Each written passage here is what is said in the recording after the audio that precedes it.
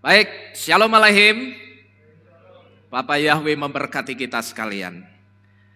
Bapak Ibu Saudara sekalian, pada pagi hari ini kita akan kembali bersama-sama merenungkan firman Tuhan yang pada pagi hari ini akan berbicara tentang Limnot Yameinu atau yang artinya menghitung hari-hari. Mari sebelumnya kita akan buka terlebih dahulu kitab suci kita di dalam kitab Tehilim atau kitab Mizmor atau kitab Mazmur pasal ke-90 ayat yang ke-12. Kita baca sama-sama saudara ya. Kitab Tehilim atau Mazmur 90 ayat yang ke-12. Sebelumnya kita buka atau kita baca ini dulu saudara yang ada di depan ini. Yang ada di bawah ini ya, dalam bahasa Ibraninya, supaya kita ngerti bahasa Ibraninya Mazmur 90 ayat 12 itu apa. Mari kita simpen dulu yang bahasa Indonesianya, kita menghadap ke depan semua, kita baca ini sama-sama. Alef, Bet, Gimel, Limnot, Yameinu, Ken, Hoda, Wenafi, Lefaf, Hakma. Sekali lagi saudara, Alef, Bet, Gimel, Limnot, Yameinu, Ken Hoda Wenafi Lefaf Hahmah. Mari kita membaca dalam bahasa Indonesianya. Alef Bet Gimel. Maka beritahukanlah kepada kami agar menghitung hari-hari kami, supaya kami dapat membawa jantung yang bijaksana. Amin. Amin. Nah Bapak Ibu Saudara sekalian, perlu kita ketahui bahwa apa yang kita baca ini adalah bagian dari doanya Mose atau Musa, yaitu doanya Mose yang ditulis di dalam kitab Tehilim atau kitab Mazmur. Jadi Bapak Ibu Saudara sekalian, dari sini kita tahu bahwa di dalam kitab Tehilim itu juga ada doanya Mose.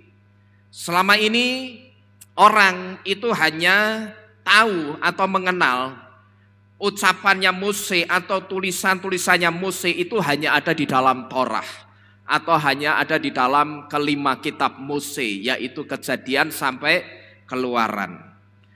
Tapi sekarang kita tahu saudara bahwa di dalam Ketuvim atau di dalam tulisan-tulisan seperti kitab Tehilim ini, di sini juga ada tulisannya Mose.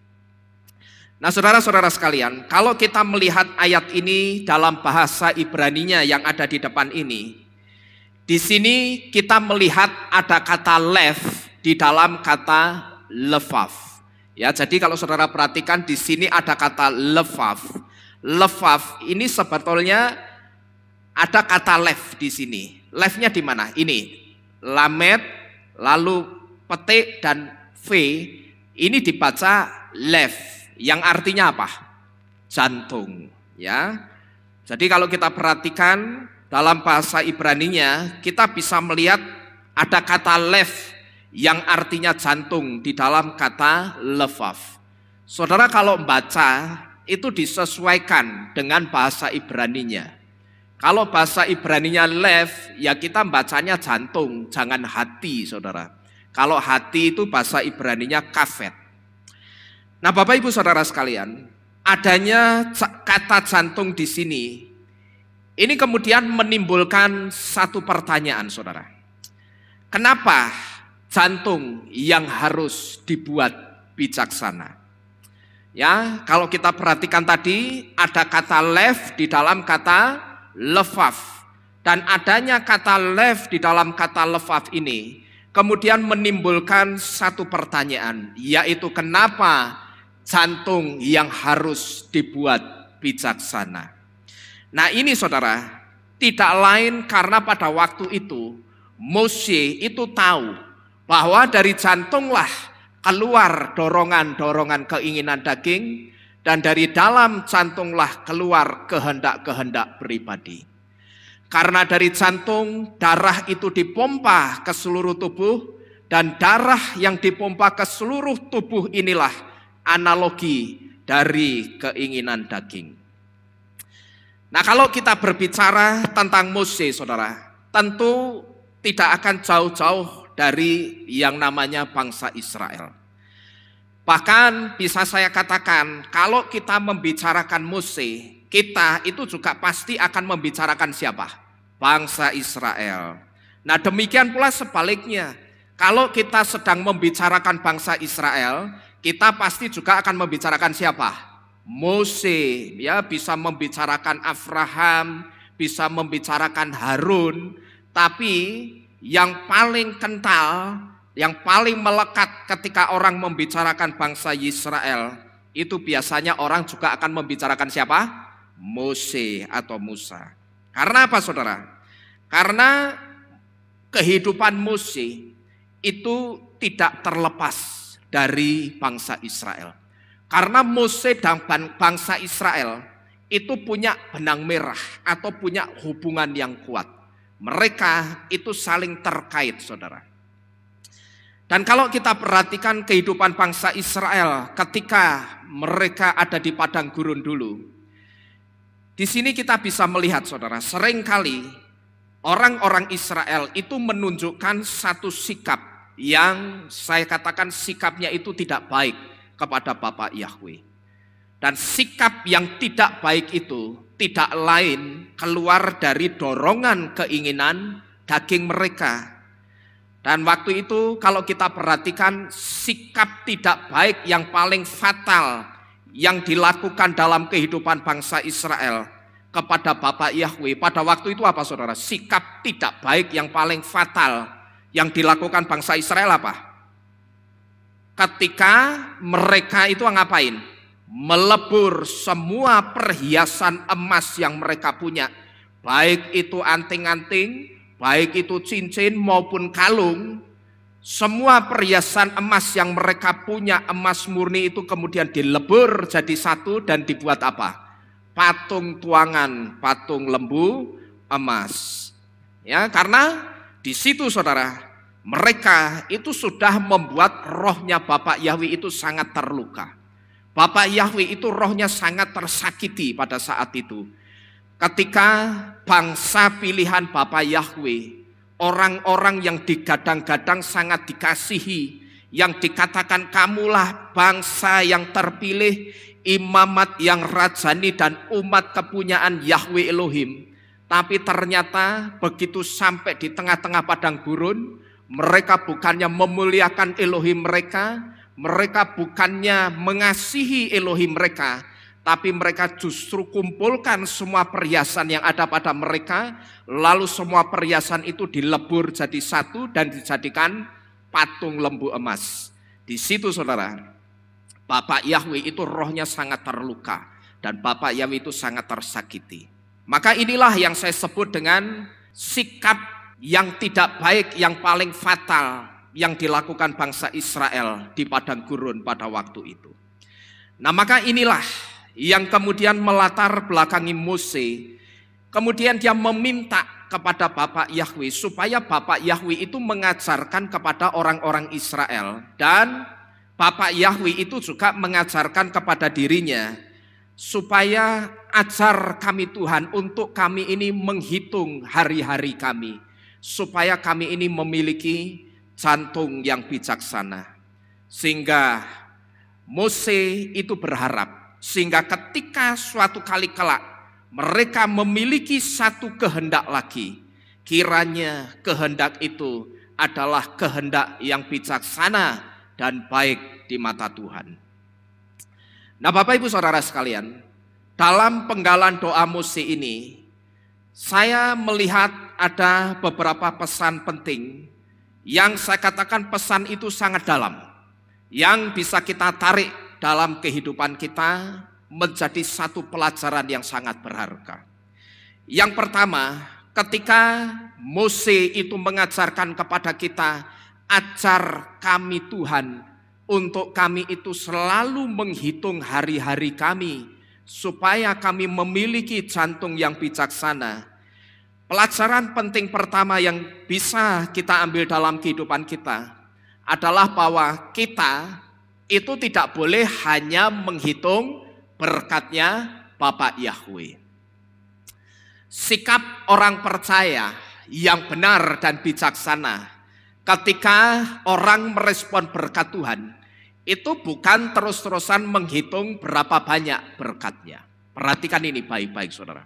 Karena seringkali di luaran sana, saya perhatikan bahkan kalau orang itu masang status setelah dia menerima berkat dan dia merasa diberkati. Statusnya apa? Count your blessing. Seperti ini ya. Artinya apa ini? Hitunglah berkatmu, berkat-berkatmu ngitung.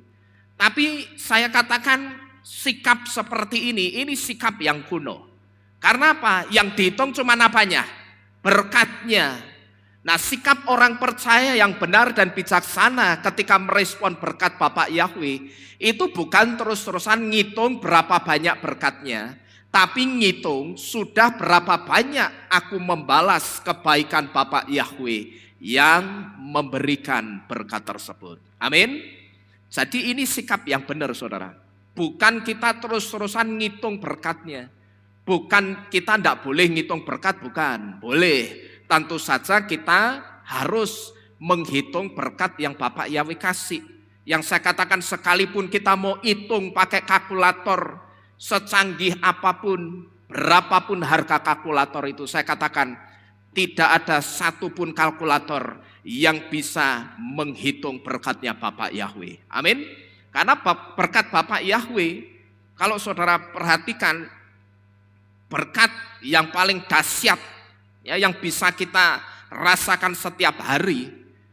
Kalau konotasi kita itu bukan berkat itu cuma duit. Coba saudara renungkan, berapa triliun kubik udara yang sudah saudara hirup dan itu memberikan kehidupan bagi saudara. Coba saudara renungkan.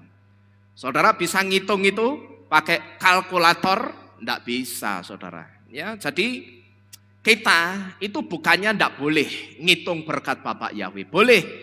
Bahkan saya katakan kita harus ngitung. Cuman kita jangan berhenti sampai di ngitung tok. Jangan berhenti sampai ngitung terus berkatnya. Tapi sikap kita yang benar dan sikap yang bijaksana ketika kita itu diberkati Bapak Yahweh. Ini kita ngitung sudah berapa banyak ya aku itu bales kebaikan Tuhan yang memberkati kehidupanku. Seharusnya seperti ini saudara, sikap kita merespon berkat Tuhan.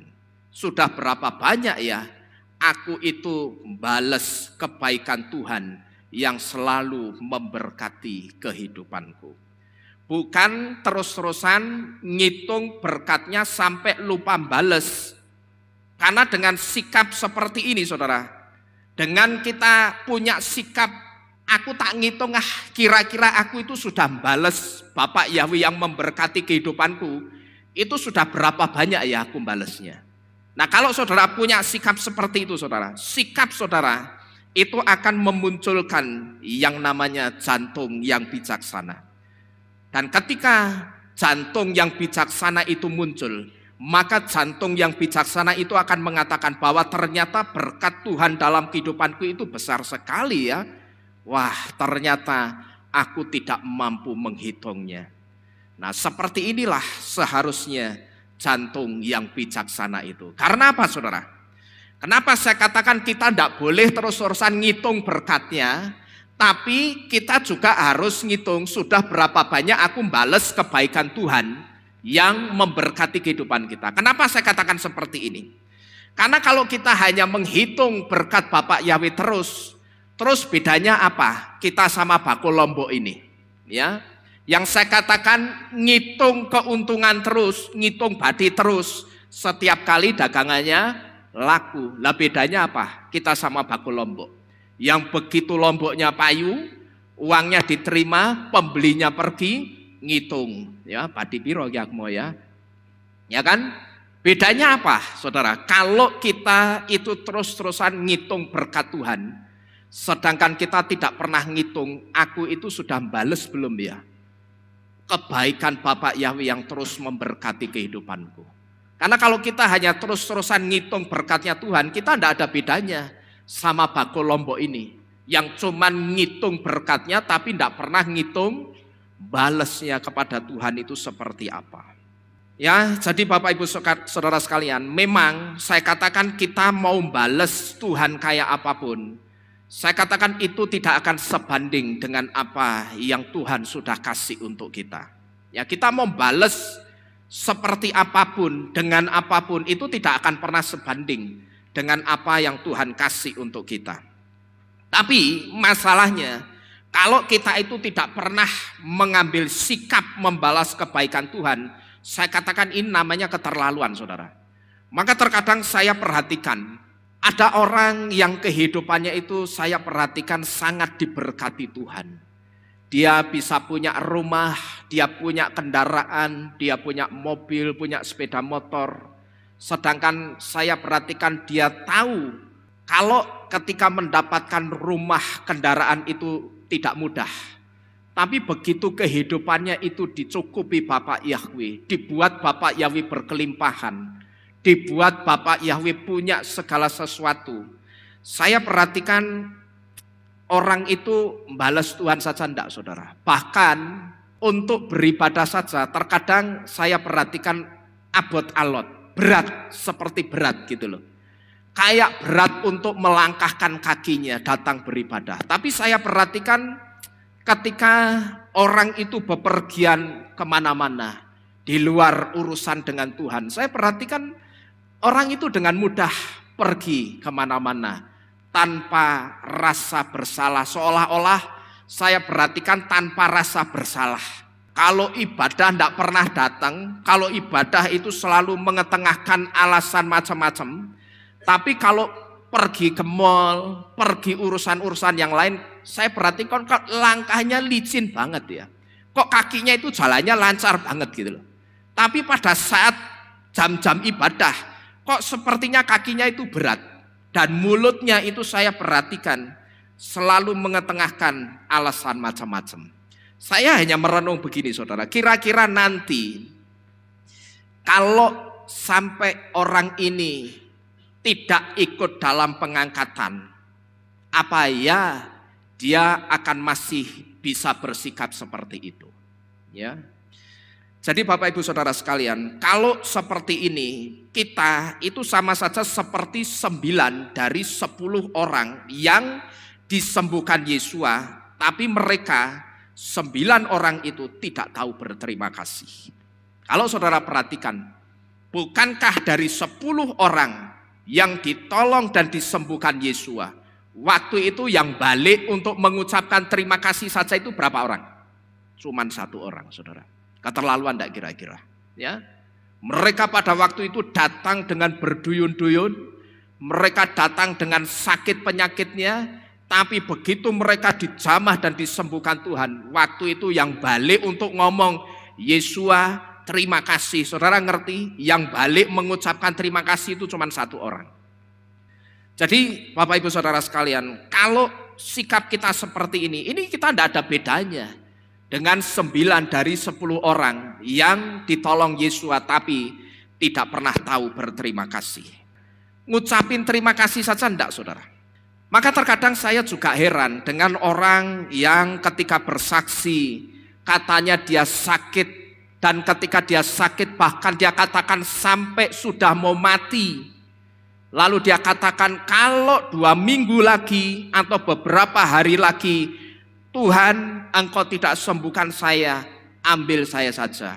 Yang saya katakan orang tersebut sudah putus asanya, sudah putus harapannya. Sampai dia ngomong, kalau 2 minggu lagi Tuhan engkau tidak sembuhkan saya, lebih baik ambil nyawa saya. Orang ini sakit sudah sampai mau mati, tapi ternyata begitu Tuhan sembuhkan, tidak pernah menunjukkan sikap berterima kasih kepada Tuhan. Sekali saja saya perhatikan tidak pernah menunjukkan sikap berterima kasih kepada Tuhan. Bapak Yahweh, ketika kita ditolong itu tidak pernah minta apa-apa, saudara. Ya, Bapak Yahweh itu tidak pernah minta dibawain macam-macam. Dia cuma minta kita itu bawa jantung hati yang bersyukur dan berterima kasih dan bales apa yang Tuhan kasih. Ya kalau saudara belum bisa ngasih Tuhan dengan pelayanan saudara, kasihlah dengan kesetiaanmu itu beribadah. mengiring Tuhan. Karena pada saat saudara beribadah, saudara ngasih apa tadi? Sebelum kita dengar firman, kita ngasih apa? Kita ngasih puji-pujian, kita ngasih penyembahan, kita ngasih mazmur. Itu Bapak Yahweh sudah senang loh rohnya saudara. Bapak Yahweh tidak minta macam-macam. Kalau kamu tak sembuhkan, datanglah ibadah, ya ibadahlah yang setia. Berikan aku korban puji-pujian yang terbaik yang keluar dari dalam jantung hatimu. Itu Bapak Yahweh cuma minta itu. Kalau belum bisa melayani, it's okay, tidak apa-apa. Nanti seiring berjalannya waktu, biar waktu yang memproses. Dan masuklah dalam pelayanan supaya engkau lebih lagi membalas kebaikan Tuhan. Tapi saya perhatikan orang itu ketika dia sakit parah sampai mau mati. Tapi ketika disembuhkan Tuhan, mengucapkan terima kasih sekali saja saya perhatikan tidak pernah. Bahkan ketika coba saya ingatkan, justru marah saudara. Saya katakan ya sudahlah, ya itulah manusia. Yang saya katakan kalau pas sakit itu ngesol-ngesol Tuhan, tapi begitu sembuh apa? Goodbye Bapak Yahweh ya. Terima kasih Tuhan ya, saya sudah sembuh. Ya maka saya katakan ya seperti itulah seringkali manusia kita. Yang ketika pada waktu sakit kita mepet-mepet Tuhan. Kita ngesol-ngesol Tuhan. Bahkan setengahnya ngancam, kalau 2 minggu lagi tidak sembuh, lebih baik ambil saja nyawaku. Tapi anehnya, begitu disembuhkan, bukannya mengucapkan terima kasih, justru kabur. Ya, jadi kalau saya renungkan, apa bedanya kita itu dengan 9 orang yang disembuhkan Yesua. Tapi sekalipun mereka tidak pernah ngelirik Yesua begini saja, tidak pernah saudara. Begitu disembuhkan, mulai saat ini sembuhlah sakitmu, langsung balik kanan gerak belandang, ya jerantal, langsung pergi, tidak tahu berterima kasih sedikit pun kepada Yesua. Jadi Bapak Ibu Saudara sekalian, ini pelajaran penting yang pertama yang bisa kita tarik dalam kehidupan kita. Bahwa ketika Mose itu mengajarkan kepada kita, ajar kami Tuhan menghitung hari-hari kami, supaya kami memiliki jantung yang bijaksana. Di situ sebetulnya Mose juga sedang memberitahu, jangan kita itu jadi orang percaya yang bisanya cuma ngitung berkat, tapi tidak pernah ngitung bales kebaikan Tuhan. Ini pelajaran pertama yang bisa kita tarik dalam kehidupan kita. Kemudian pelajaran lain yang juga bisa kita ambil dari doa Mose ini adalah bahwa limnot yamenu atau menghitung hari-hari akan membuat kita bijaksana. Ini karena kita akan menyadari satu fakta, bahwa setiap kali kita berulang tahun, itu artinya jatah waktu hidup kita di dunia ini itu bukan bertambah, tapi apa ini? Semakin berkurang, ya. Katakanlah umur kita ditetapkan Bapak Yahweh berapa? Sampai berapa? Kira-kira saudara mintanya ditetapkan sampai berapa? Aku mau hidup 1000 tahun lagi, uripen dewe, ya. Kira-kira saudara minta berapa tahun? Saya tanya Pak Suryatmo minta berapa Pak Sur kira-kira?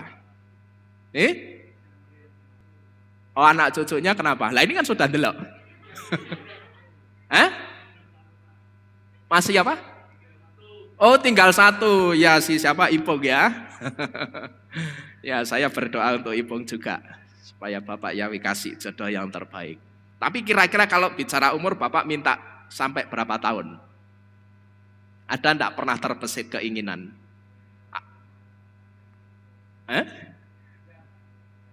Enggak ya, enggak netepin angka ya.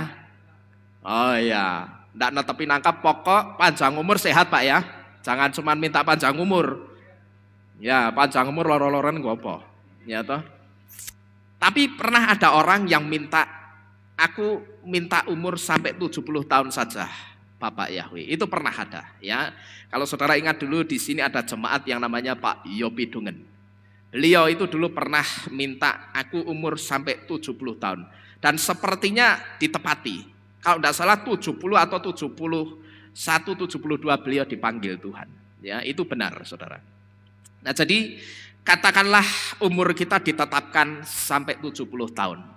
Dan katakanlah juga sekarang ini kita sedang ulang tahun yang ke-50. Nah, ini berarti umur kita itu nambah 20 tahun lagi atau kurang 20 tahun? Kurang 20 tahun ya. Saudara jangan salah. Ya, kalau umurnya ditetapkan 70 tahun, minta Bapak Yahweh saya sampai umur 70 tahun aja Tuhan. Karena sesuai kitab suci, umur manusia sampai 70 tahun, selebihnya adalah susah payah atau apa itu ya, dikatakan dalam firman. Saya tidak mau susah payah sampai 70 tahun aja. Nah, kalau sekarang ulang tahun yang ke-50 berarti tinggal kurang atau lebih? Kurang 20 tahun lagi. Nah, kalau kita bisa menyadari fakta ini saudara, jantung yang bijaksana itu akan muncul. Dan jantung yang bijaksana itu, satu di antaranya akan mengatakan selama 50 tahun ini sudah seperti apa ya? Atau bagaimana ya dengan grafik kehidupanku? Atau sudah selama 50 tahun ini kira-kira grafik kehidupan kerohanianku itu seperti apa ya? Bagaimana ya hubunganku dengan Tuhan selama 50 tahun ini? Apakah selama 50 tahun ini kualitas imanku semakin naik, semakin baik, atau justru semakin merosot? Apakah semakin kesini aku semakin mengasihi Tuhan, atau semakin kesini aku semakin jauh dari Tuhan? Orang yang bijaksana saudara, ketika usianya bertambah, satu di antaranya, orang itu akan berpikir seperti itu saudara. Dia akan berpikir, selama 50 tahun kehidupanku ini, begitu dia ulang tahun, kan biasanya kalau orang ulang tahun disuruh ngapain? Disuruh ngapain? Kalau kebanyakan suruh ngapain? Niup lilin, padahal niup lilin aja itu sudah keliru. Ya, lilin, cahaya lilin itu simbol dari kehidupan. Yang benar itu bukan niup lilin, tapi pada saat saudara kasih roti tar, saudara taruh aja lilin yang mati di situ. Lalu saudara kasih juga koreknya sama orang itu, biar dia nyalakan cahaya kehidupannya. Ya, nanti setelah dia disuruh nyalain lilin, terus disuruh ngomong apa? Biasanya apa? Make a wish, disuruh membuat apa? Harapan, mengatakan harapan-harapan. Orang kalau bijaksana, ketika dia make a wish, satu di antara wish yang dia minta, dia akan bertanya. Wish-nya itu justru dalam bentuk pertanyaan. Sekarang ini aku sudah 50 tahun. Seperti apa ya kira-kira grafik kehidupan kerohanianku? Hubunganku dengan Tuhan itu selama 50 tahun ini seperti apa ya kira-kira? Apakah semakin kesini hubunganku dengan Tuhan itu semakin baik, atau justru hubunganku dengan Tuhan atau kualitas iman dan kerohanianku itu semakin merosot? Nah, orang kalau bijaksana, satu di antaranya dia akan berpikir seperti itu. Bukan make a wish, ya, karena sudah tidak punya istri lagi, minta istri lagi, ya. Ya, atau karena merasa istrinya sudah dipanggil Tuhan, minta istri lagi. Ya, saya katakan tidak salah, saudara. Wong namanya minta, wong Bapak ya bisa saja mintalah, ya toh saya alu, mintalah dan itu diberikan kepadamu. Saya katakan tidak salah. Ya, cuman orang yang bijaksana, yang jantungnya bijaksana, ketika usianya bertambah, seharusnya yang pertama yang dia minta itu dalam wujud atau bentuk pertanyaan. Apakah dalam usiaku yang 50 ini hubunganku dengan Tuhan semakin baik, atau justru semakin kesini kualitas imanku tuh semakin merosot? Dan di situ orang harusnya minta dalam wish-nya, dia katakan, Bapak Yahweh, buat kualitas imanku semakin tahun itu semakin bertambah. Amin. Maka kalau saudara perhatikan dalam grup Bet Kehilat kita, saya bilang sama yang bikin, jangan hanya kasih ucapan Bapak Yahweh memberkati, ya, memberkati dengan segala kebaikan Elohim, tapi mintakan juga kepada orang itu pertumbuhan kualitas iman yang semakin tahun itu semakin baik. Karena dengan pertumbuhan iman yang semakin tahun semakin baik, itu akan membuat orang tersebut itu mendapatkan satu perkenanan di hadapan Tuhan. Jadi Bapak Ibu Saudara sekalian, orang yang jantungnya bijaksana ketika usianya bertambah, dia akan minta satu koreksi dari Tuhan. Dia akan menyelidiki jantung hatinya. Dia akan menyelidiki kehidupannya dengan Tuhan. Apakah hubunganku dengan Tuhan semakin kesini itu semakin baik? Apakah hidupku itu sudah bisa menjadi berkat buat orang banyak atau belum? Tapi seringkali saya perhatikan saudara, orang itu lebih fokus dengan kehidupan sekulernya ketimbang kehidupan kerohaniannya. Dan orang saya perhatikan itu juga lebih fokus dengan kehidupan sekulernya ketimbangan hubungan yang baik dengan Tuhan. Padahal saudara boleh percaya atau tidak, hubungan yang baik dengan Bapa Yahweh itu bisa membuat kehidupan sekuler kita itu juga baik saudara. Ya saudara perhatikan ini baik-baik. Saudara mau percaya atau tidak, hubungan yang baik dengan Tuhan itu juga bisa membuat kehidupan sekuler kita itu juga baik saudara. Jadi kalau seiring bertambahnya usia, kita itu termasuk orang yang fokus hanya kepada kehidupan sekuler tanpa peduli dengan kualitas iman kita, berarti kita itu harus minta sama seperti yang Mose minta. Mintalah Bapak Yahweh, ajar kami menghitung hari-hari kami, supaya kami itu punya jantung yang bijaksana. Karena limnot yamenu atau menghitung hari-hari itu akan menyadarkan kita akan satu fakta, bahwa semakin bertambahnya usiaku itu artinya semakin dekat juga waktuku untuk kembali kepada Sang Penciptaku. Ini yang harus saudara renungkan baik-baik. Limnot yamenu harus kita minta menghitung hari-hari, sikap menghitung hari-hari supaya jantung kita itu dikatakan lefaf, apa tadi, hakmah ya. Itu supaya tujuannya kita itu disadarkan akan satu fakta, bahwa dengan bertambahnya usiaku itu artinya waktuku untuk kembali kepada Sang Penciptaku itu semakin dekat waktunya. Sedangkan untuk berjumpa dengan Sang Pencipta kita nanti, kita itu tidak bisa menjumpai Pencipta kita dengan kualitas iman yang saya katakan biasa-biasa saudara. Saudara mesti akan ditolak. Kalau saudara menjumpai Sang Pencipta kita, tapi kualitas imanmu itu standar, kualitas imanmu biasa. Kalau saudara punya talenta, Tuhan kasih talenta ketika ada di dunia ini, talenta itu saudara pendem, saudara simpan, bukan saudara kembangkan. Saya sebut ketika saudara mati dalam keadaan talenta yang tidak berkembang, saya katakan kualitas imanmu itu berarti masih standar rata-rata kebanyakan orang. Ya, tapi yang jadi masalah ketika kita nanti mau menjumpai Sang Pencipta kita, kualitas iman kita itu tidak bisa standar. Maka kalau saudara ingat, pernah ada lagu yang dikatakan apa? Yesus bertanya kepada kita, adakah apa? Adakah apa? Iman di bumi ini, ya. Dari sini seharusnya kita ngerti saudara, bahwa ketika nanti Yesua datang, Yesua itu butuh kualitas iman yang di atas standar, di atas rata-rata.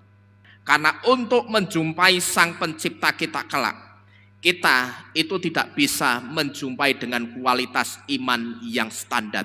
Kita mesti akan di-reject atau ditolak. Tapi iman yang benar-benar berkualitas, yang saya sebut dengan orang yang punya excellent spirit, orang yang rohnya itu luar biasa, itulah yang akan menjadi bekal kita atau tiket keselamatan kita untuk kita berjumpa dengan Sang Pencipta kita kelak. Jadi Bapak Ibu Saudara sekalian, renungkan ini baik-baik. Sampai detik ini, kualitas iman kita itu seperti apa? Apakah masih standar? Kalau jadi orang percaya ya cuma jadi orang percaya yang hanya kalau setiap jam-jam ibadah hanya datang beribadah. Yang saya sebut dengan saudara hanya cukup manasi bangku-bangku kehilat, setelah itu selesai pulang. Saudara ikut memuji-muji Tuhan, saudara diajar di dalam firman Tuhan. Tapi sayang begitu pulang sampai di rumah, apa yang saudara terima dari pengajaran firman itu tidak pernah saudara lakukan. Selama saudara tidak pernah melakukan, kualitas imanmu itu pasti akan standar. Hanya rata-rata kebanyakan orang. Sedangkan Yesua itu tidak butuh, mohon maaf saya harus mengatakan, Yesua itu tidak butuh orang yang kualitas imannya standar. Harus di atas standar, di atas rata-rata. Yang sampai Yesua itu katakan ketika aku mendapati iman pada orang ini, imannya, spiritnya itu benar-benar excellent. Saya rasa kita itu bisa mendeteksi sendiri. Kira-kira kualitas iman kita sekarang ini sampai detik ini seperti apa? Saya yakin saudara sudah dewasa rohani. Saya yakin saudara bisa mendeteksi sendiri. Kualitas imanmu seperti apa? Itu saudara bisa mendeteksi. Dan ketika saudara deteksi, kalau ternyata saudara deteksi, saudara perkirakan kok sepertinya masih standar ya kualitas imanku. Nah di situ saudara harus berusaha nge-push. Saudara harus berusaha nekan. Ya saudara push lebih lagi supaya imanmu itu ada di atas rata-rata. Jadi perhatikan ini baik-baik. Karena ketika nanti saudara percaya enggak suatu hari kelak kita mesti berjumpa dengan Yesus di awan-awan kemuliaan. Saudara percaya? Ya, kalau saudara percaya, satu hal yang harus saudara ngerti. Yesus itu butuh iman yang di atas rata-rata. Tidak cuman saudara sudah dimeterai nama Yahweh, nama Yesus lewat baptisan pembaruan. Perkawinanmu juga sudah diperbarui di dalam nama Yahweh, Yesus dan Ruach HaKodes. Lalu itu saudara jadikan sebagai tiket keselamatan utama. Oh tidak bisa.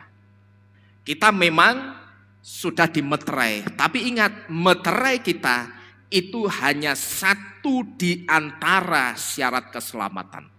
Nama Yahweh, nama Yesua itu satu di antara syarat keselamatan. Tapi nantinya Yesua itu tidak hanya butuh itu saudara. Tapi dia butuhkan iman yang di atas rata-rata. Jadi Bapak Ibu Saudara sekalian, ini pelajaran kedua yang bisa kita ambil di dalam kehidupan kita. Bahwa limnot yamenu atau menghitung hari-hari itu akan membuat kita bijaksana. Karena menghitung hari-hari atau dengan menghitung hari-hari, ini akan menyadarkan kita satu fakta.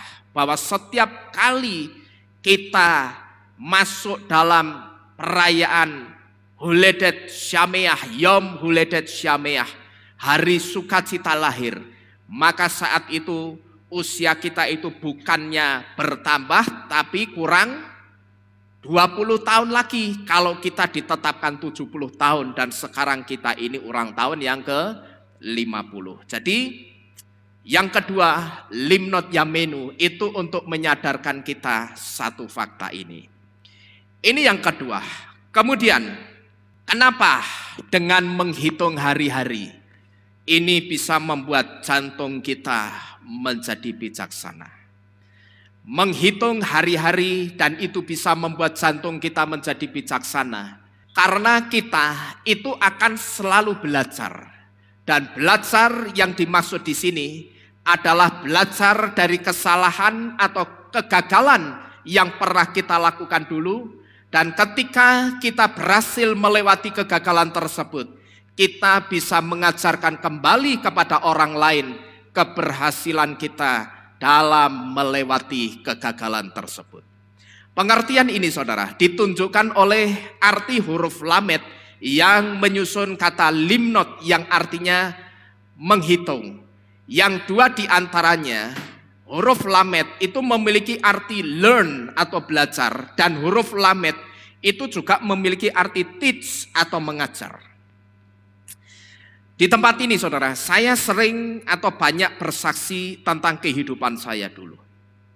Satu di antaranya, saya pernah bersaksi tentang bagaimana ketika saya dulu bisnis, saudara. Yang saya katakan bisnis saya itu lebih banyak brengseknya ketimbang benernya. Ya, saya kan sering bersaksi di sini dulu. Setiap kali saya bersaksi tentang kehidupan saya yang dulu, secara khusus kehidupan bisnis saya seringkali banyak bersaksi kalau bisnis saya itu dulu lebih banyak brengseknya ketimbang benernya. Bahkan kalau dipresentasi 90% itu brengseknya, 10% benernya. Itu pun kalau pas kepingin, ya. Kalau pas pengen bener ya bener. Maka saya sebut presentasinya cuma 10%. Yang saya katakan juga ketika saya bisnis itu lebih banyak tipu-tipunya, lebih banyak nipunya ketimbang jujurnya.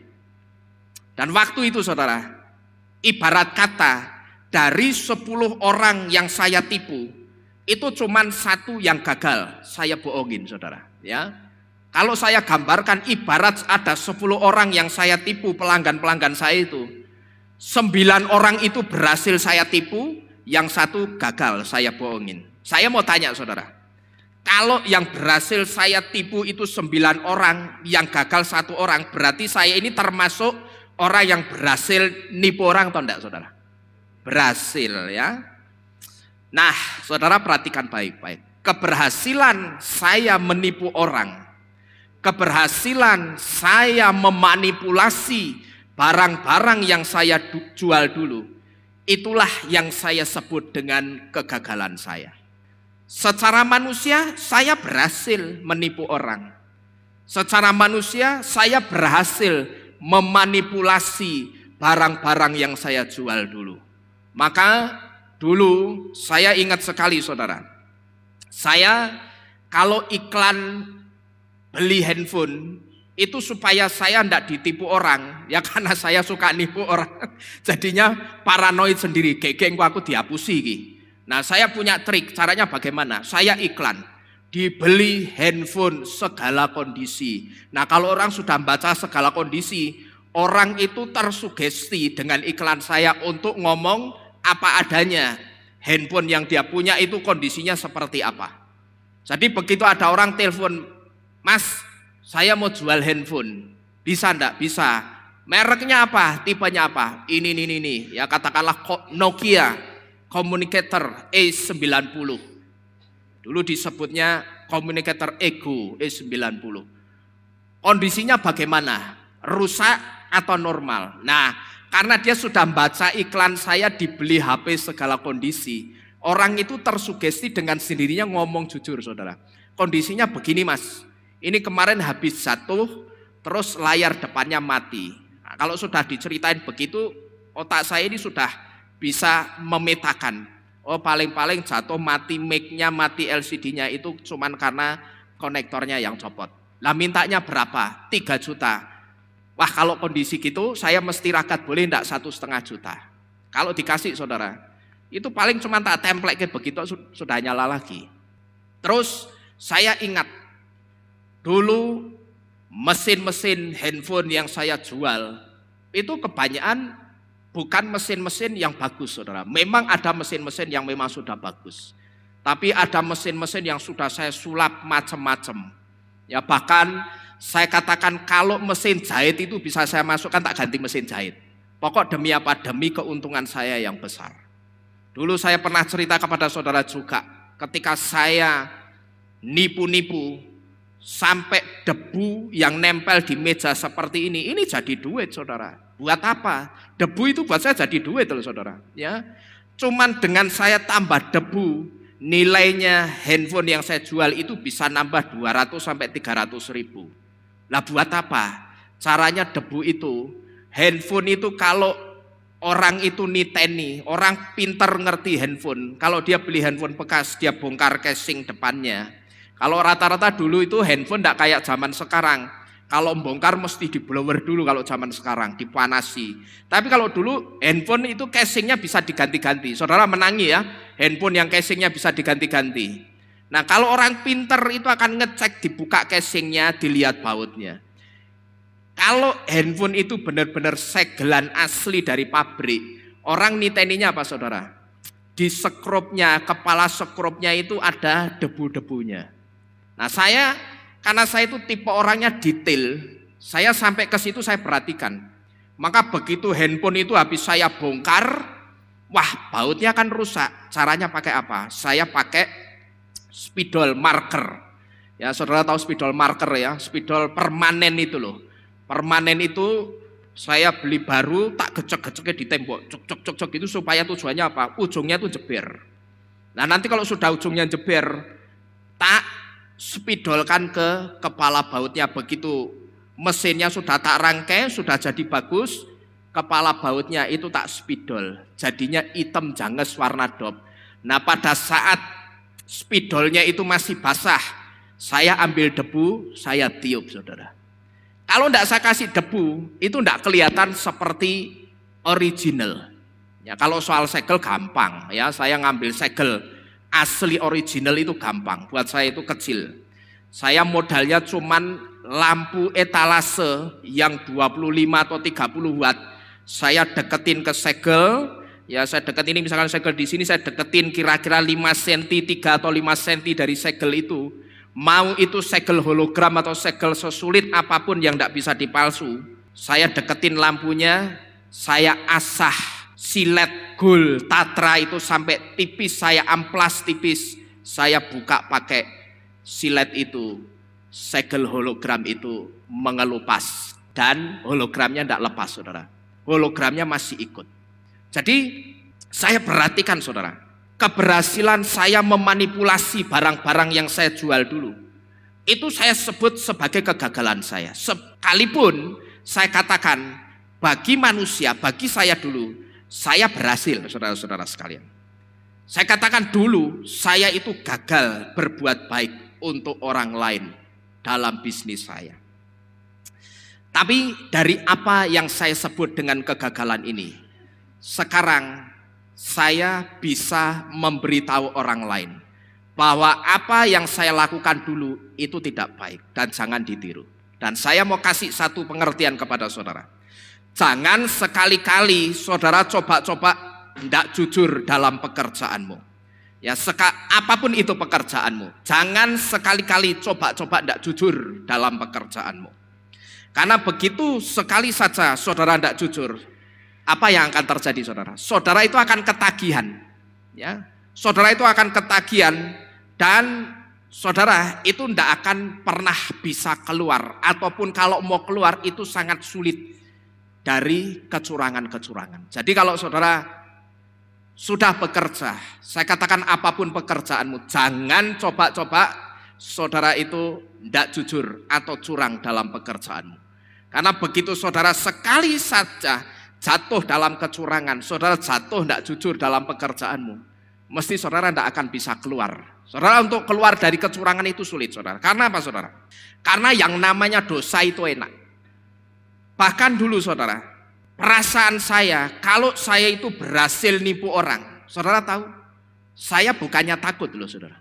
Tapi justru saya itu semakin tertantang untuk merekayasa yang lebih rumit. Coba bayangkan itu. Ini orang kalau sudah jatuh dalam kecurangan, dalam ketidakjujuran, itu pasti akan ketagihan. Untuk keluar dari ketidakjujuran itu akan sulit saudara. Ini saya saksikan diri saya sendiri.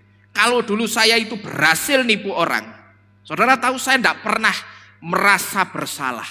Justru di situ saya merasa tertantang untuk merekayasa yang semakin atau lebih rumit lagi. Makanya saya ingat saya dulu sampai pernah dijuluki orang itu MacGyver. Ada orang yang waktu saya SMP juluki saya Richie Rich. Lalu ada yang juluki saya pas saya sudah kerja ngakal-ngakali barang-barang ini. Orang itu julukin saya MacGyver karena saking lihainya saya ngakal-ngakali barang saudara. Nah perasaan yang semakin tertantang ini karena apa saudara? Karena yang namanya dosa itu enak. Ya perhatikan ini baik-baik. Yang namanya dosa itu enak. Maka orang seringkali jatuh dalam kejatuhan dosa apapun, kalau suruh keluar dari kejatuhan itu biasanya sulit. Maka ketika saya menangani seseorang yang katakanlah jatuh dalam dosa perzinahan, saya kalau mau ngetes orang itu sungguh-sungguh mau bertobat atau enggak. Saya cuma tesnya begini. Kalau kamu benar-benar sungguh-sungguh mau bertobat, pisah dulu 3 bulan. Ya, kamu pisah 3 bulan, bukan putus. Saya enggak suruh kamu putus, tapi pisah sementara waktu 3 bulan, jangan ketemuan dulu. Boleh ketemuan kalau di Kehilat. Tapi setelah ibadah selesai, pulang ke rumah masing-masing, jangan ketemuan dulu. Saya biasanya kalau nangani begitu saudara, untuk melihat orang itu sungguh-sungguh mau bertobat atau enggak. Tapi kalau saya tes begitu, orangnya keberatan, kemungkinan besar 90% lebih, orang itu biasanya akan tetap jatuh dalam kejatuhan dosa perzinahan yang sama. Kalau dia niat mau bertobat sungguh-sungguh, tidak cuma di mulut, waktu saya suruh pisah dulu 3 bulan, 3 bulan kan tidak waktu yang lama. Dia akan nurut, mau, oke. Tapi kalau orang itu saya perhatikan keberatan, abot alot, saya bisa pastikan kemungkinannya 90% lebih orang itu akan tetap ada dalam kubangan dosa perzinahan. Jadi waktu-waktu ini saudara-saudara sekalian, jantung yang bijaksana itu seharusnya memberitahu kita.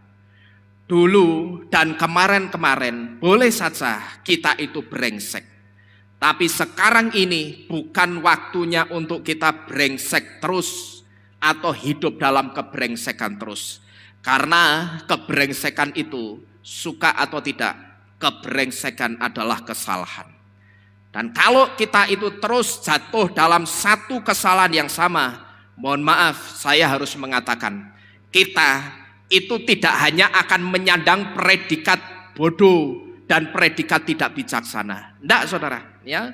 Kita itu tidak hanya akan menyandang predikat bodoh dan bebal, tapi kita juga akan menyandang predikat tidak bijaksana. Karena apa? Kita terus-terusan jatuh dalam kejatuhan itu. Sekarang ini waktunya kita itu mempersiapkan diri sebaik mungkin, karena sebentar lagi Juru Selamat kita Yesua akan menjemput kita di awan-awan kemuliaannya. Sekarang ini waktunya kita memperbaiki diri. Bolehlah saudara katakan, atau katakanlah dulu atau kemarin-kemarin itu aku brengsek, it's okay. Yang penting sekarang berhenti dari kebrengsekanmu. Karena kalau sampai detik ini, apalagi saudara masih melayani Tuhan, dan saudara masih hidup dalam kebrengsekan, mohon maaf, suka tidak suka, saudara akan menyandang predikat tidak hanya bodoh dan bebal, tapi saudara itu juga akan menyandang predikat apa? Tidak bijaksana. Ya, karena orang melayani Tuhan kok masih brengsek, ini kan tidak benar saudara. Jadi Bapak Ibu Saudara sekalian, ketahuilah bahwa sekarang ini waktu untuk kita memperbaiki diri kita. Karena kalau Yesua masih belum datang sampai detik ini, itu artinya Yesua masih mendapati ada yang kurang di dalam kehidupan kita. Secara khusus di dalam kehidupan iman, percaya, dan kerohanian kita. Maka waktu-waktu ini pakailah saudara, benar-benar untuk memperbaiki diri saudara. Ingat, saya sudah pernah memberitahu siklus pelana kuda. Jangan saudara terlena dengan Yom Teruah tanggal 1 Tisri yang kita percaya hanya kurang hari raya itu yang belum digenapi Yesua. Maka kita over percaya diri dengan mengatakan masih ada kesempatan kok untuk aku bertobat. Karena tanggal 1 Tisri itu masih lama. Ya, masih ada kesempatan, masih bulan September atau Oktober nanti, masih lama. Tapi ingat baik-baik, siklus pelana kuda itu memberitahu kita dengan jelas bahwa justru ketika euforia tentang waktu kedatangan Yesua itu sedang menurun, sedang tidak dibicarakan orang, saat itulah tidak menutup kemungkinan Yesua itu bisa datang. Sekarang saya tanya, sekarang ini tanggal 1 Tisri atau bukan? Bukan. Ya, ini sudah bulan apa iki jenenge iki? Ya, kalau Ibrani ini bulan apa ya, saya lupa ya. Nah, ini sudah bukan bulan Tisri dan juga bukan tanggal 1 Tisri. Tapi jangan pernah saudara mengira, ini kan bukan tanggal 1 Tisri. Yesua tidak mungkin datang. Wong dia kan dinubuatkan akan menggenapi 7 hari raya. Yesua tidak akan keluar dari 7 hari raya. Sudah 6 digenapi kurang 1, mesti digenapi Yesua. Saudara jangan berpikir seperti itu. Karena setelah saya coba belajar lebih dalam lagi, saya menemukan yang namanya siklus pelana kuda yang sudah memberitahu kita dengan jelas bahwa ketika euforia atau semarak orang membicarakan tentang waktu kedatangan Yesua itu sudah mereda, meredup, orang mulai tidak membicarakan lagi soal waktu kedatangan Yesua. Saat itulah tidak menutup kemungkinan Yesua itu bisa datang sewaktu-waktu untuk menjemput kita. Bisa sewaktu-waktu datang untuk menjemput kita. Jadi waktu-waktu ini yang benar itu waktu untuk kita memperbaiki diri sebaik mungkin. Karena sebentar lagi, tidak lama lagi, juru selamat kita Yesua pasti datang untuk menjemput kita di awan-awan kemuliaannya. Kemudian berikutnya, menghitung hari-hari bisa membuat jantung kita menjadi bijaksana. Karena kita akan selalu diingatkan dengan peristiwa korban darah yang dilakukan Yesua ketika merebut jiwa kita dari tangan setan di jurang kebinasaan. Pengertian ini ditunjukkan oleh arti huruf mem yang menyusun kata limnot yang artinya menghitung, yang memiliki arti blood atau darah. Dan huruf mem di dalam kata limnot ini juga memiliki arti sacrifice atau pengorbanan. Bapak Ibu Saudara sekalian, peristiwa korban darah yang dilakukan Yesua ini, asal saudara tahu, ini pernah mau dikaburkan dan pernah mau dihapus setan. Caranya bagaimana? Caranya, waktu itu setan menghembuskan berita bohong. Setan ngomong apa dalam berita bohongnya? Dia katakan yang disalib itu sebetulnya bukan Yesua, tapi cuman orang yang diserupakan dengan Yesua. Itu saya sebut sebagai upaya setan untuk mengaburkan dan menghapus peristiwa korban darah yang dilakukan Yesua. Tujuannya apa? Supaya orang itu yakin bahwa memang yang mati itu sebetulnya bukan Yesua, tapi cuman manusia biasa yang diserupakan dengan Yesua. Nah, kalau cuman manusia biasa, sehingga orang itu akan berpikir, buat apa kalau begitu aku percaya sama Yesua? Karena ternyata yang mati bukan Yesua. Ya, lalu setan itu juga menghembuskan berita bohong. Dia katakan sebetulnya Yesua itu tidak mati di kayu salib, tapi Allah telah mengangkatnya. Jadi ini berita-berita bohong yang coba dihembuskan setan untuk menghapus dan mengaburkan peristiwa korban darah. Tetapi kembali kita bisa melihat di sini saudara, bahwa tidak ada yang bisa membendung kekuatan Tuhan kita Yesua.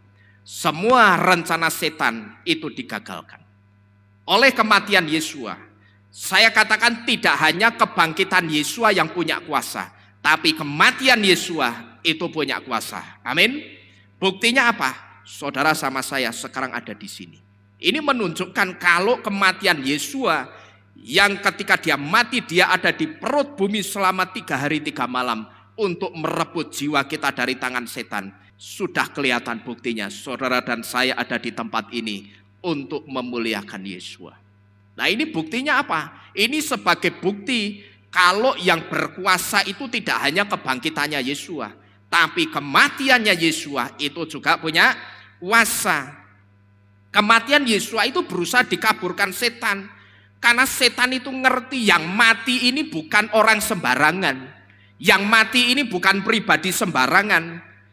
Setan ngerti yang mati ini punya kuasa untuk bangkit lagi dari kematiannya. Kalau sampai berita ini tidak aku kaburkan dan aku hapus, dan kalau sampai Yesua itu mati dan dia benar-benar bangkit lagi pada hari yang ketiga, maka orang itu akan percaya kepada Yesua. Nah, percayanya orang kepada Yesua karena kebangkitannya inilah yang berusaha dikaburkan oleh setan. Satu di antaranya dia gimana? dia hembuskan itu berita kebohongan. Jadi Bapak Ibu Saudara sekalian, yang ketiga, dengan menghitung hari-hari, kita itu akan terus diingatkan dengan satu peristiwa yang saya sebut dengan peristiwa korban darah. Karena kalau kita itu masih bisa menghitung hari-hari kita, itu tandanya kita itu masih bernafas atau masih hidup. Dan bisanya kita bernafas sampai hari ini karena dulu pernah ada darah yang dikorbankan untuk menebus jiwa kita.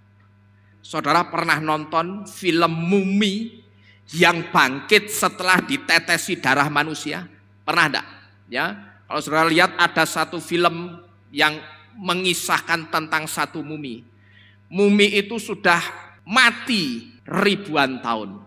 Tapi ternyata ketika dia ditetesi pakai darah manusia, bahkan kalau tidak salah waktu itu muminya digigit nyamuk, nyamuknya ikut ngasih darah, muminya sekalor, ya gerak-gerak.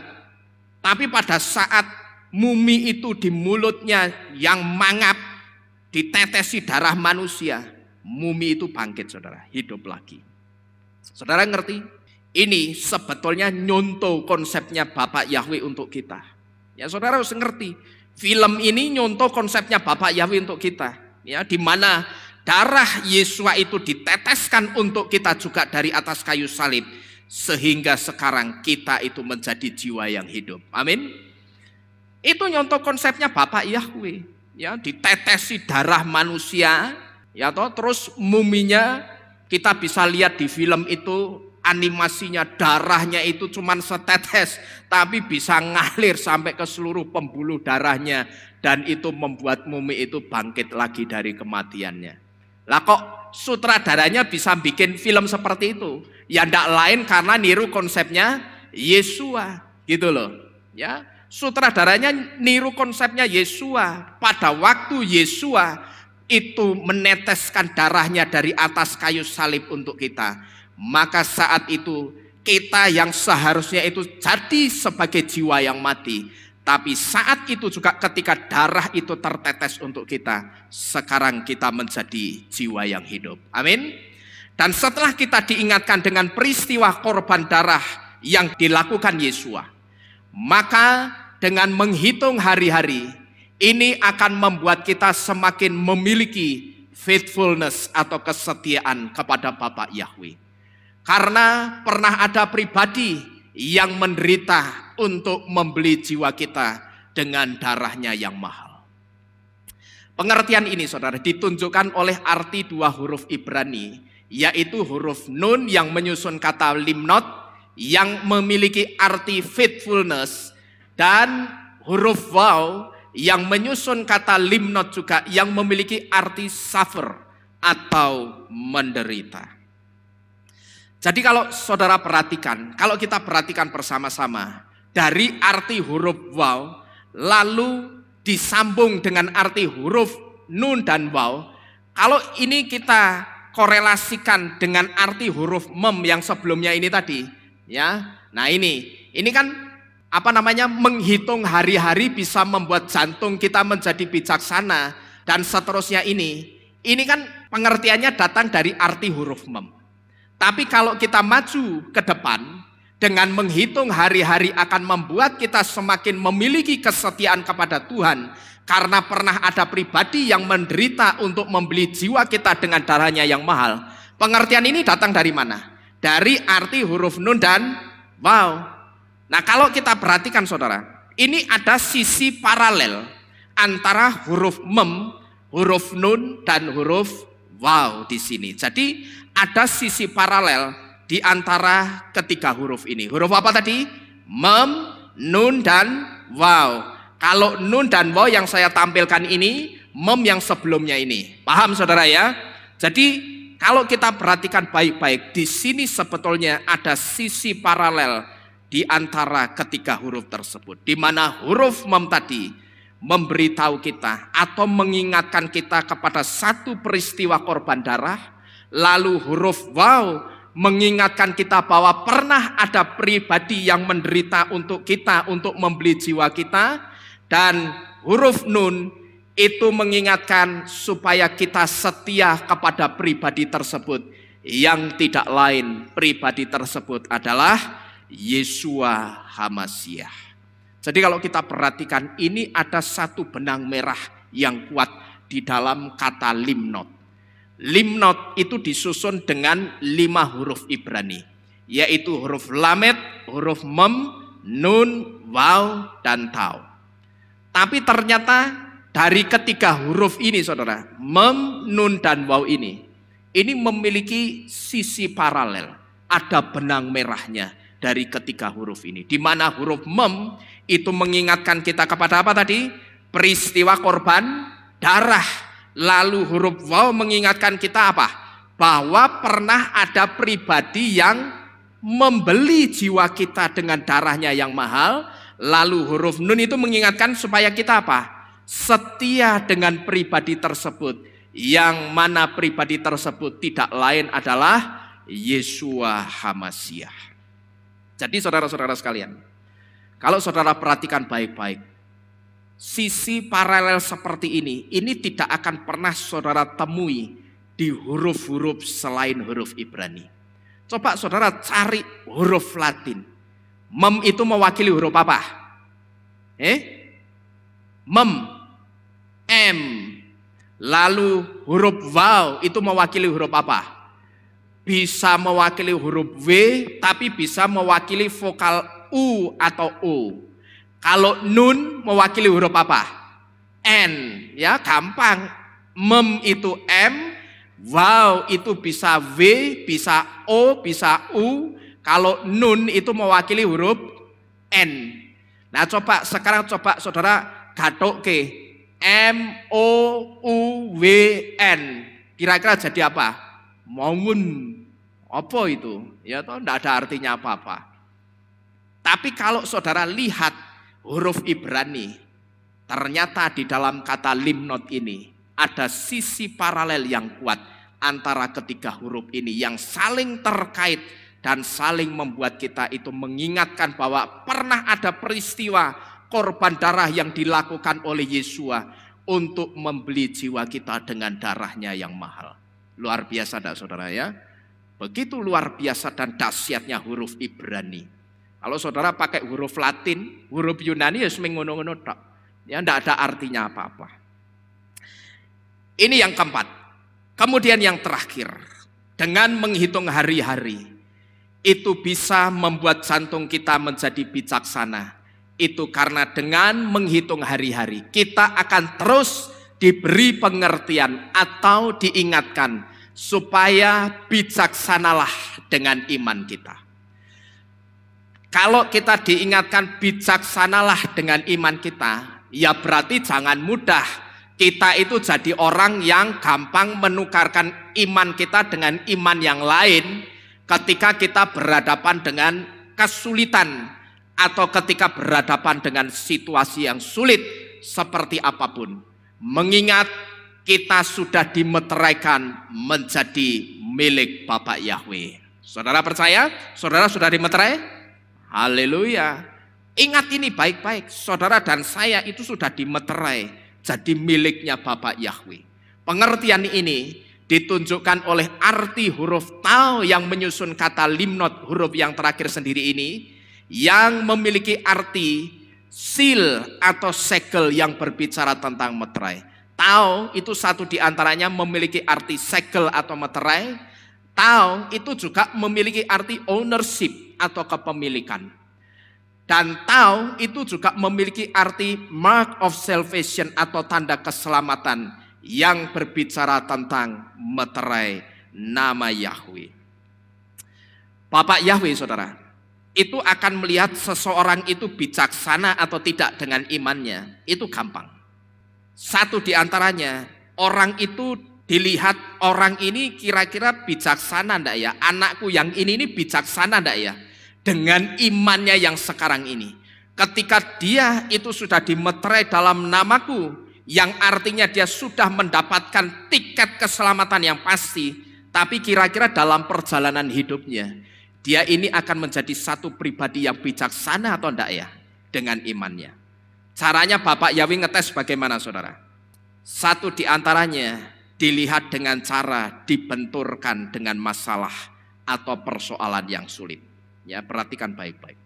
Bapak Yahweh kalau ngetes kualitas iman seseorang, satu di antaranya itu orang itu dibenturkan dengan situasi yang sulit, dengan persoalan, dengan masalah yang bagi dia ini sepertinya sudah tidak mungkin aku bisa menyelesaikan masalah ini.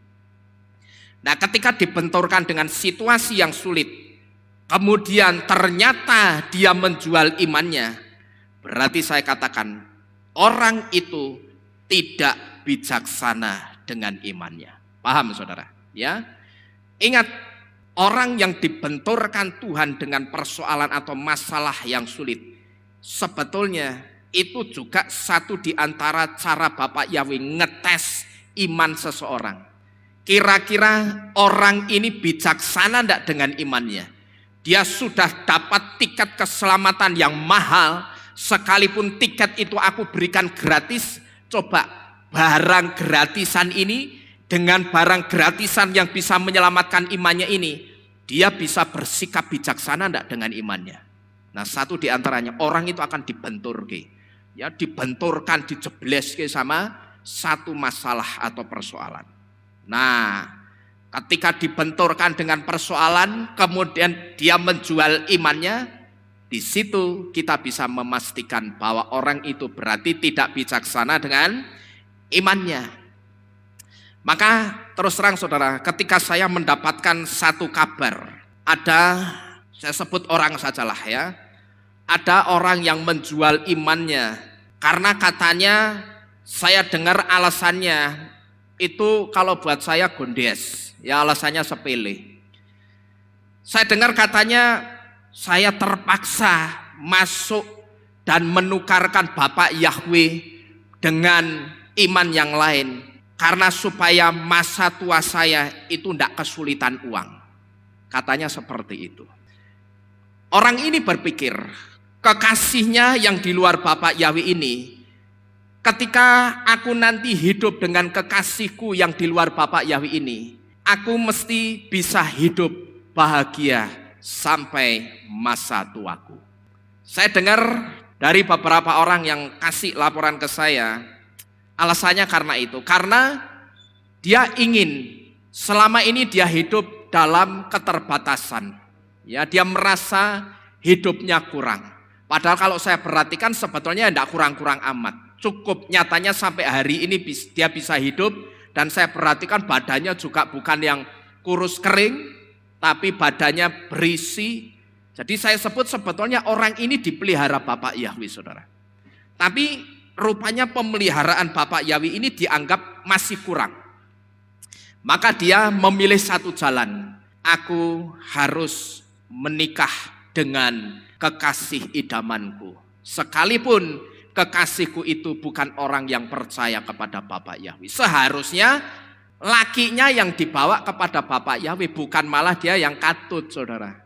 Tapi dia katakan, aku terpaksa menjual imanku dengan kekasih idaman hatiku ini, karena aku tidak mau masa tuaku nanti hidupku sengsara. Karena sampai hari ini hidupku masih susah, aku tidak mau nanti aku mati dalam keadaan yang masih sengsara. Bapak Ibu Saudara sekalian, ketika saya mendengar berita ini, saya hanya ngomong, ya semoga perkututnya tidak mati dulu, kayak punyanya bintang film dulu. Saya cuma bilang gitu saudara. Ya, waktu itu saya cuma ngomong, ya semoga perkututnya tidak mati dulu, kayak perkutut punyanya bintang film dulu. Saya tidak usah nyebut nama karena ini masuk YouTube ya. Nanti tiwas Tuhannya ditukar, kayak punya bintang film dulu, Tuhannya ditukar sama burung perkutut, ternyata burung perkututnya mati saudara. Ada dulu ya. Tapi begitu saya bersuara soal sikap bintang film ini, rupanya ada yang tidak suka hati saudara. Ada yang ngamuk-ngamuk sama saya. Lalu memang bener kok, Tuhanmu mbok ijolke manuk, ya kan? Sekarang burungnya mati, dia nangis-nangis. Nah, maka ketika saya mendengar laporan ini, saya hanya cuma ngomong, ya semoga saja perkututnya itu masih bisa hidup terus langgeng sampai tua. Ya, jangan mati dulu kayak punyanya artis bintang film dulu. Karena pada saat si artis ini dulu tiwas menukarkan Tuhannya dengan perkutut, ternyata tidak lama perkututnya mati, saudara. Ya, semoga juga yang menukarkan Bapak Yahweh dengan perkutut, semoga juga perkututnya masih bisa manggung lah sampai tua ya. Cuman manggungnya tolong diperhatikan, tolong yang ngerti sampaikan ini ya, tolong manggungnya diperhatikan ya, karena kutut yang bagus, perkutut yang bagus itu pola suaranya itu harus, kalau orang ngerti kutut ngerti. Ada yang ngerti kutut enggak sini? Ada yang senang perkutut? Pak Budi senang enggak perkutut? Enggak senang. Ada yang ngerti perkutut enggak? Karena kalau saya ngomong sama orang enggak ngerti perkutut percuma ya. Orang kalau ngerti perkutut, manggungnya yang bagus itu bunyinya klar ketekung gitu loh saudara. Itu polanya bunyi suara perkutut yang bagus. Jadi klar ketekung. Ya pokok saya cuma mau menyampaikan gini, kalau manggungnya itu masih klar ketekung ya masih bagus. Ya pokok kalau bunyi tengahnya masih ketek masih bagus. Tapi nek sampai bunyinya mulai berubah jadi ketik, nah itu hati-hati ya. Karena kalau sudah klar ketikung, repot. Ya, apalagi kalau bunyinya itu berubah jadi klar kecemplung, ukut.